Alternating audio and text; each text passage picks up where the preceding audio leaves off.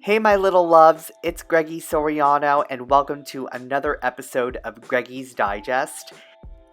Today's video is going to be just a little bit longer than usual, just for you little satisfaction whores out there. I don't blame you, I love it.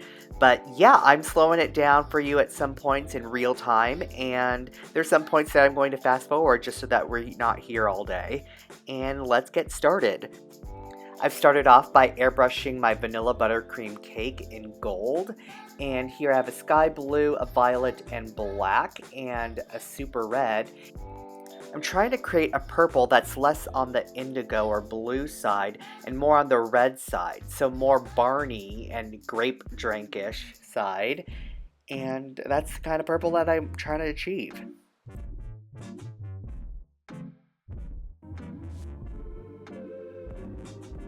So now that we have the perfect purple people eater, we are filling up our bag, and I've overfilled it too much, so I'm going to take some out. You should never overfill your bag like this because you're just going to end up in a big mess.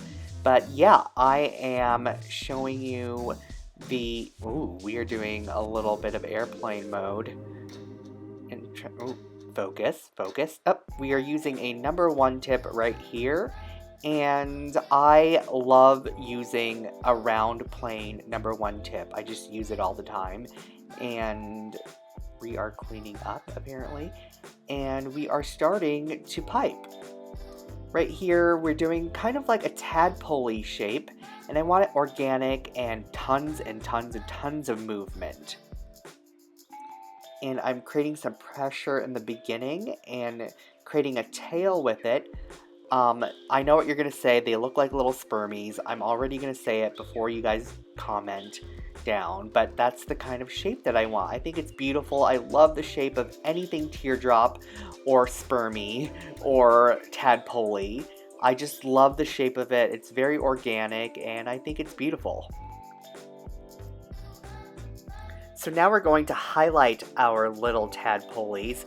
I kind of like to call them my little chola brows. Don't they look like little Sharpie chola eyebrows? Love it! But yeah, now we're highlighting it to create some texture and to make it a little bit more 3D and make it a little bit more painted looking.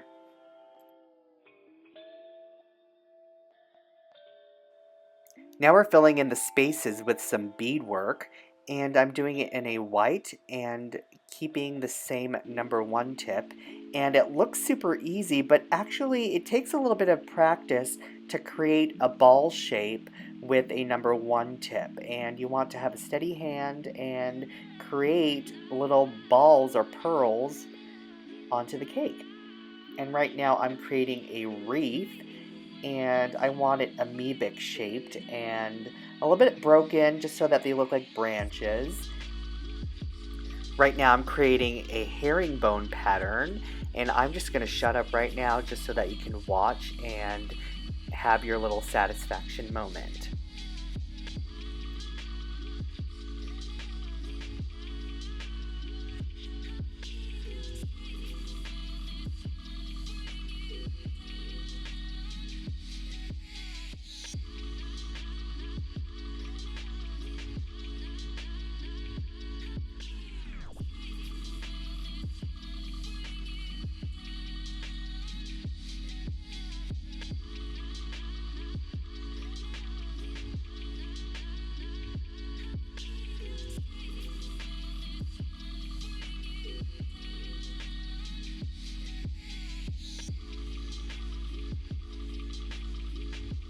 Alright guys, right now I'm about to create little rosettes out of the same tip, and I want to create that little bit of a handwritten or hand-sketched effect.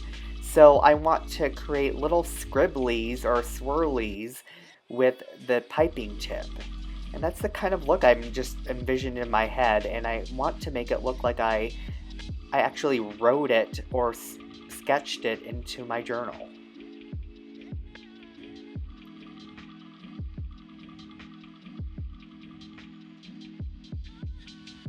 Now I'm filling in the spaces with some beadwork or berry-like little dots. And here are some leaves. And you notice I'm not using a leaf tip. I'm actually just using the same exact tip that I've been using this entire time.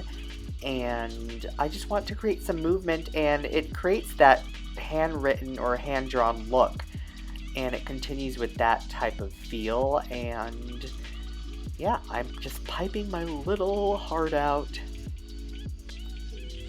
You guys notice that I'm holding the bag with my little pointer finger with my left hand.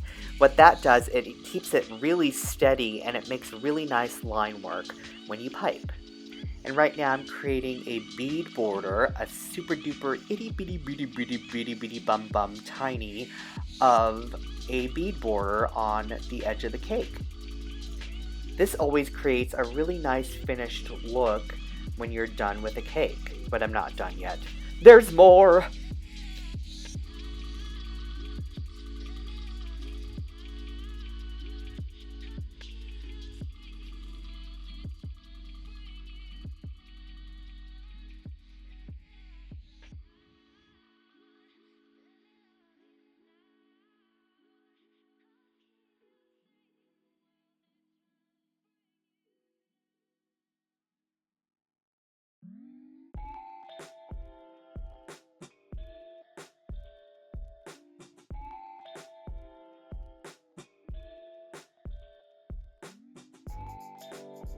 So now I'm gilding it with some edible gold leaf because I'm so fancy. You already know I'm in the blah blah from there to Tokyo. Right here is some gum paste that I made in an ivory color, and I just did that by coloring this white gum paste with some lemon yellow and an itty bitty bitty bitty bit of chocolate brown. And just literally like a little speck is what made it ivory. Right here I'm cutting out some round petals for the rose I'm about to make. I'm teaching you guys how to make a gum paste rose. You want to divide about 3 little nuggets, a mommy size one and 2 little babies. And there's no daddy, there's no baby daddy on this one. So right now I am making a cone shape by creating a V with my hands and squeezing it and making little pointer sisters. If you noticed, I covered my rolled out petals just to keep it from drying, and that's really important because you don't want cracked petals on your rose. And I'm using my ball tip right now, or my ball tool, to make the edges a lot, I can't even speak English right now, very thin. And look how thin that is, and that's the secret to making it look really realistic. Right here is some H2O that I am brushing onto my petals, and a little bit goes a long way. You don't want it to get all goopy and gross, so that's why I sometimes swipe it onto my palm or a piece of paper towel because you don't want it too wet. And right here I'm creating a little pinhole on the top of my little teardrop. And what that does is it creates a little realistic bud for the center of your rose. And you want to be really delicate with it. You could really screw it up if you handle it too much. So you want to be really delicate and create a little spiral effect and create that little pinhole on the top, just like that.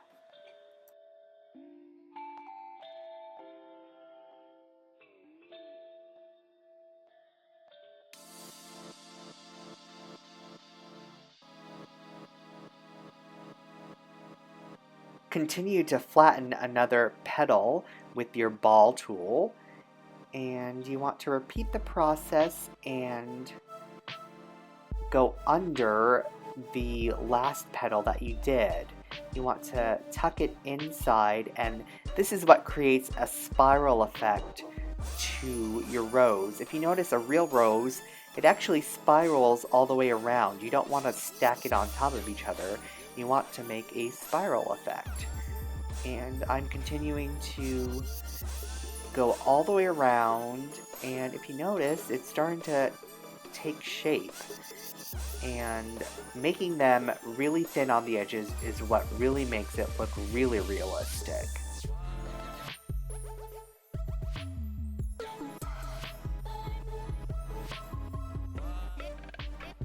I'm going to go triple time this time around and do 3 petals, but you have to work really fast, because if you don't, they're going to dry out and they're be cracked. So if you're not experienced at it, just do 1 at a time.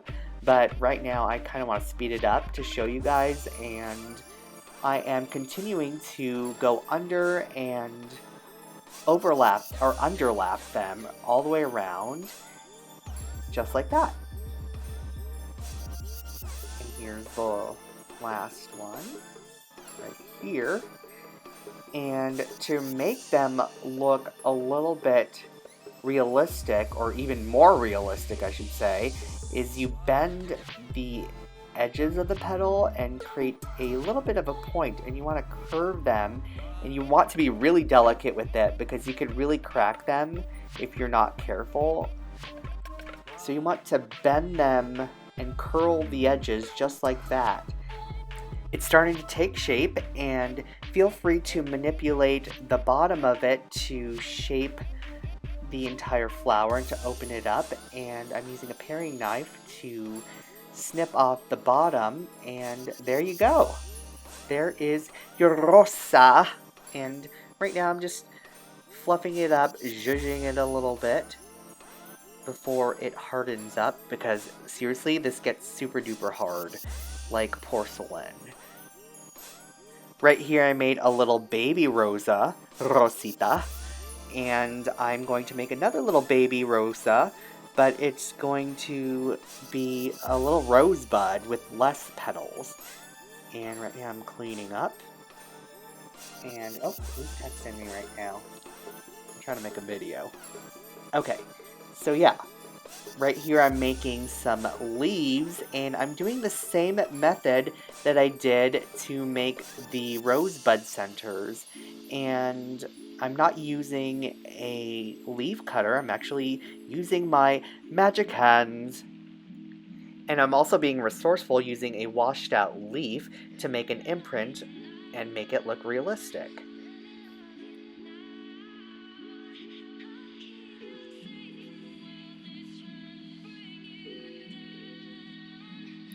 Now I'm strategically placing my roses onto the cake.